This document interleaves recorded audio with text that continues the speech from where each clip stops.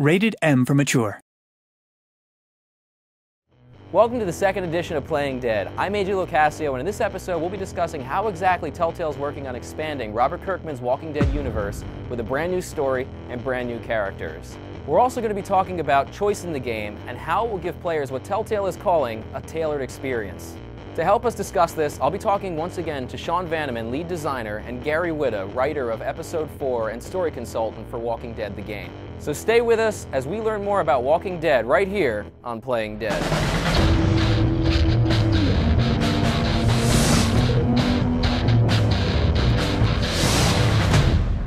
So welcome, guys. Thank you for being here. Thanks a lot. Awesome. So Gary, you've done a lot of you've done Hollywood movies. You've done Gears of War. What brought you here to Telltale? Well, yeah. So I mean, traditionally, I came from the video game world. Initially, I was the editor-in-chief of PC Gamer for many years, and then I segued into kind of writing story and narrative stuff for video games, and then worked in Hollywood for a while and done some movies.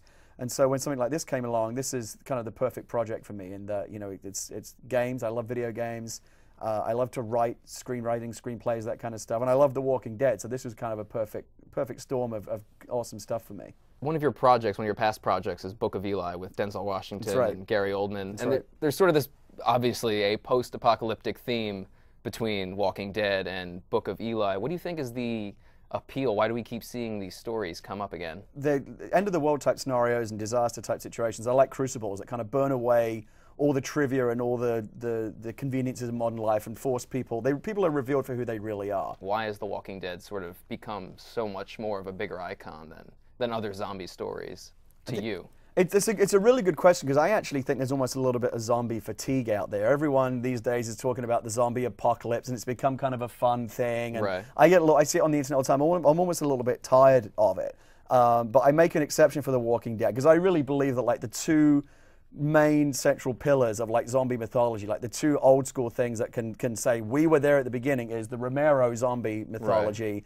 And this. So, Sean, you sort of are responsible for the whole, for the story itself, right? Myself and Jake Rodkin and Dave Grossman and all the guys here kind of sat down early. You don't need to give them credit. Just you. I'm only asking about all you. by myself. I mean, we sat down actually, like not like in this very room, and in the early days, and just started putting down what we thought was an interesting story inside this world. Like there was the first pitch to Robert where it said, "This is where we want to go." And it was awesome, and that was like, and then you start to build off of that. You know, we have an incredible amount of creative ownership at Telltale, which is like unheard of. It's awesome. How exactly do you guys connect what you're doing to Walking Dead? How do you make it feel like the comics? A lot of intangibles, you know. I mean, there's the practical stuff. This is all taking place in and around Atlanta and Macon, Georgia, and like there's the presence of the South and the forest, and you know, everything looks and feels like The Walking Dead. And obviously Glenn is in the game, and we've talked, you know, about the characters that should come in and out of the book into the game. And like, if you were to make a Walking Dead game where people didn't like try to connect with each other on a personal level, and if you try to make a game where if you said something to somebody, it didn't matter, you wouldn't be making the Walking Dead game. So for the Walking Dead game, you guys have a new lead character, correct? This is Lee. That's right. And so we don't have Rick, obviously, as the main guy. How exactly do you make a Walking Dead character, a main character, feel like Walking Dead without having Rick? There's a lot of bad characters in The Walking Dead, and so you need to have, or characters where you don't know where you stand with them. And with Rick and with our character Lee, I think you want to have the same sense that this is someone that you would want on your side, that you would want in your group. He's the hero, he's the protagonist, he has all the qualities. The same qualities you associate with Rick, you'll associate with Lee. Having said that, beyond that, they're actually pretty different characters. Lee actually has a pretty dark origin story. When the world collapses, Rick is a police officer, and the world recognizes him as good. And then that is in contrast with the rest of the story, where you start to wonder if he's bad. You know, when he starts to like make decisions that are selfish and built, you know, out of fear and that are violent, and you start to wonder like, oh, is this a bad guy? You know, but you're with him, and, you know, and you empathize still, which is pretty amazing. Right. And then Lee, at the beginning of the game, you discover that he has been convicted of murder. So the world has told him he's bad, you know, and now this bad, like, and now, like, how does that fit as he tries to figure out if he's good or not, or you try to figure out as the player if he's good or not? And what the heck does good or bad mean to you as a player? And that was the stuff that was really interesting to me. And then when we latched onto that, we kind of just kept going. Telltale said that there's a choice mechanic throughout the game that allows the player a tailored experience. Can you explain what exactly does that mean? Well, like, if you play an adventure game, like, a lot of times you're going around, like, sort of an information gathering mode, and you get dialogue trees, and you go down them, and you find, you know, information you need, then you go off and you do a thing. And those are great. And, like, I love making and playing games that do that. And something going into the game that I knew I wanted to do early on, and that Jake and I talked about, and then pitched to Dan and Kevin, was, like, we don't want to go back up the tree. Like, when you make a choice, we're just going to keep going. You know, and sometimes those choices are just going to be like little things, and other times it's going to be a little bigger thing, and other time it's going to be really huge. And on the dialogue level, that was really interesting to me because the UI and the presentation is all the same. You're still just a human being communicating, but sometimes you say something to somebody in real life that you can't take back, and it ruins your life for, you know, a good chunk of time. Other times you say, and that happens in the comics. And that's something that we can do in games, and I thought was really, and we've been sort of building to that as a studio. Other times, you know, you have like large-scale choices where you're getting a different set, you're meeting a different character, and that's something that's really cool. We've never done before. You know, we've said this before, but sometimes you're making a choice and somebody lives and somebody dies, and that's also like we've never done that before, and that's really exciting. And sometimes it can be the most innocuous thing. There's a moment early in the game where Clementine asks you, "What do we do now?" And it's like, you have two very sort of innocuous choices. It's obviously you guys need to get help, but how are you going to go about doing it? And it doesn't really seem, you know, like, do we want to do this now or do we want to wait and do it, you know, when it's dark? Like, that would make more sense. You know, you sort of look at it and you only have so much time to really think about it. And then after you make that choice, like, the world that you're going to see and then in the next scene is going to be completely different. You're going to meet a different character and have a different conflict and see a different side of Lee because of all that. Just because you decided, let's go out the door right now, or you know what, like, let's hunker down and wait and do this a different way. What I love about interactive storytelling, especially what these guys are doing, when it's so narratively and character focused, is I think the tailored analogy is actually a really good one, because I kind of feel like, so The Walking Dead, like any other comic book or any other TV show, is basically kind of an off-the-rack experience. They create one story that is the same for everyone who experiences it, and it may be to your taste or it may not be. What you get to do with a video game is kind of create your own experience. So it's kind of like the difference between buying a suit off the rack and having one tailored just to fit you, which is going to feel a lot better and you're going to like it a lot more. So this is the more bespoke storytelling experience through the choices that you make, that the game is going to mold itself around you to suit the kind of story that you have created. In a way, this is going to sound kind of artsy, but in a way, the player becomes kind of like the last creative collaborator in the game. They put the final finishing touch on what the story they experience really is. And the game feels, to me, perhaps even more choice-driven than puzzle-driven.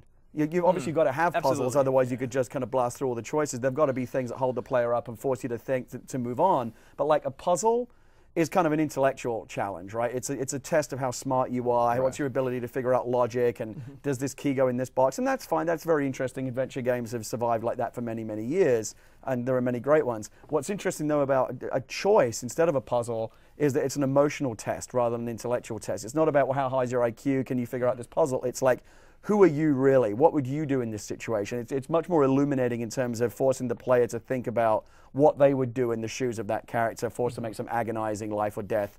And I think that's much more interesting for the player. Obviously, you guys have to keep track of different decisions. How do you guys go about that? I mean, clearly, Write them all down. Well, I mean, obviously you write them all down, but it's got to be difficult from a story point of view. Really hard, yeah. And I mean, we're in that right now. We're in that sort of like, look at all this stuff. Like, you know, there's columns across a spreadsheet that says, does this just matter to this conversation? Does this matter to the next conversation? Does this matter in the scene? Does this matter across the episode? Does this matter across the season? Could it? When they gave me the script for episode 1, which is like this, I'm like, you gotta be kidding me. Because every single permutation and version consequence of the way that the story can branch based on the decision, they all have to work. Not only do they all have to happen, they all have to make sense and work, and the game has to not break no matter what decision you make. And of course, you know, gameplay, people are gonna try to break it. Like, they're gonna try and make the worst possible decisions and have fun with it. And the game is robust enough to let you do that. But yeah, just by volume, like when I'm editing a scene, I've got to edit that scene 5 different ways because there are so many different ways that scene can play out. Is there a right and wrong way to play the game? Is the goal to play the game, correctly? There's no right answer. There's no wrong answer. There is just your answer, and I think that's something that's really exciting. As long as your player has not been killed, you basically do okay. You can die for sure. Don't die. Just don't die. So that's the right. There's not a ton of emphasis. There's not a ton of emphasis on living or dying. From a challenge standpoint, that's interesting, but it's not from a narrative standpoint interesting because the story stops. So we just try to get you back on track and then keep playing the game and informing your relationship with this character. I think there is some points in the game where we do ease up a little bit and give the player relatively easy choices. Like if you want to be a bit more of a bad guy character, this is clearly the way to go. If you want to be more sympathetic, this way. But the majority, I think, play much more towards the middle. It's just like different shades of gray. And again, it's less about what is right or wrong and more about what would you do? And it may be right or wrong. Right or wrong, it's your choice.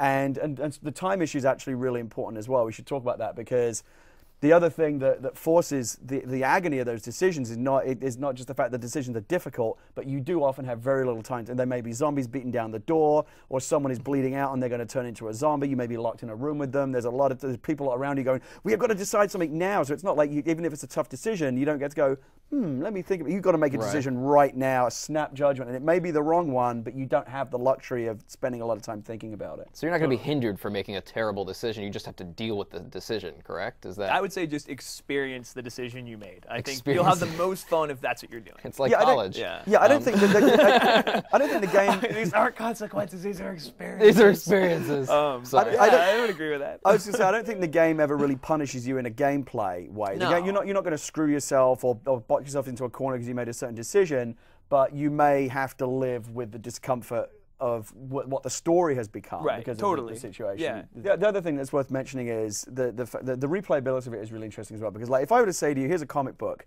and you can read it now and put it down, but when you come back in a month and pick it up again and reread it, the pages will have somehow magically changed and it'll be a slightly different story. You think, that is amazing. Well, that exists. That's what this game is. You get to put it down, play it again a slightly different way, and actually see a different story unfold. So that, that's really interesting as well. And I think there is enough branching that you could actually see a significantly different version of the story based on the choices you make. All right, well, thank you guys for talking to us today. Always great. It was a pleasure having you here. Next time, we've got an episode that Walking Dead fans can't afford to miss. We're going to be talking to Walking Dead creator Robert Kirkman, as well as showing the game in action for the very first time. Remember to email your questions to playingdead@telltalegames.com or call 707-701-DEAD and leave a message. Be sure to sign up for the official website or follow us on Facebook or Twitter to be the first one to find out when the next episode of Playing Dead goes live. Well, that's it for this episode, and we'll see you next time on Playing Dead.